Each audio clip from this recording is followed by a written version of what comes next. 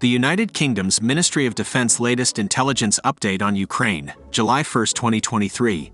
Since around June 23, 2023, Ukrainian forces have almost certainly restarted deploying personnel to the southern bank of the Dnipro River in Kherson Oblast, near what's left of the Antonovskiy Bridge. Fighting intensified on the southern bank from June 27, 2023. The defending Russian force includes elements of Russia's 7th Guards Air Assault Division, part of the Dnipro Group of Forces. In recent weeks, Russia has highly likely reallocated elements of Dnipro Group of Forces defending the bank of the Dnipro to reinforce the Zaporizhzhia sector.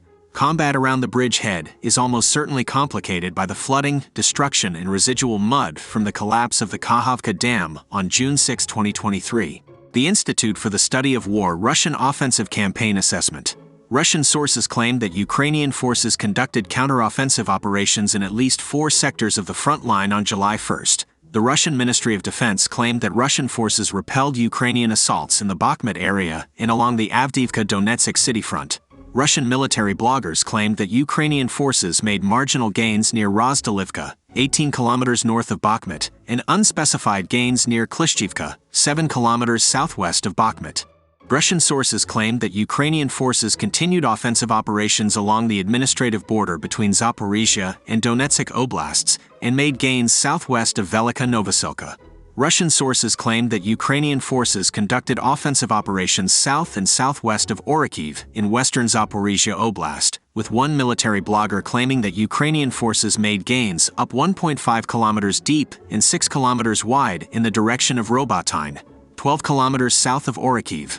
Other military bloggers claimed that Ukrainian forces are still at least 1.5 kilometers north of Robotyne as of July 1, consistent with the Institute for the Study of War's current assessment of the control of terrain in the area. The Institute for the Study of War key takeaways today. U.S. Chairman of the Joint Chiefs of Staff General Mark Milley acknowledged that Ukrainian counteroffensive operations will take longer than some Western observers had expected. Russian officials and sources celebrated claims that Russian forces defeated small-scale Ukrainian landings on the southern bank Kherson Oblast on July 1, as if they had won a major victory. The exaggerated Russian praise for defeating a small Ukrainian landing suggests either that the Russian military command sincerely fears a Ukrainian attack on the southern bank Kherson Oblast, or that it is desperate for an informational victory following the Wagner Group's armed rebellion, or both. Russian forces are likely responding to Ukrainian operations around Bakhmut by pulling forces from elsewhere in Ukraine.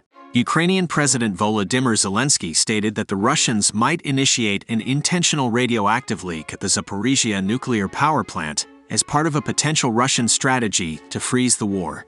Russian propagandists are likely conducting an information campaign to destroy the Wagner Group's reputation as a uniquely effective fighting force in support of the Russian Ministry of Defense's effort to dismantle the Wagner Group and integrate former Wagner fighters into Ministry of Defense structures.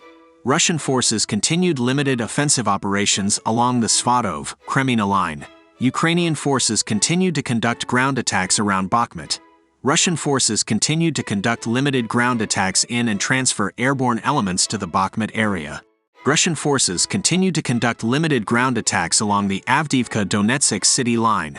Russian forces continued to counterattack recently liberated Ukrainian positions on the administrative border between Donetsk and Zaporizhzhia oblasts. Ukrainian forces continued counteroffensive operations in western Zaporizhzhia Oblast. Russian security procedures on the Kerch Strait Bridge are likely slowing down Russian logistics from Russia to occupied Crimea.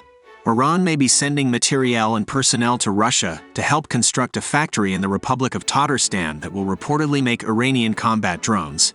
Ukrainian and Western sources continue to report on the abductions of Ukrainian children and adults in the occupied territories.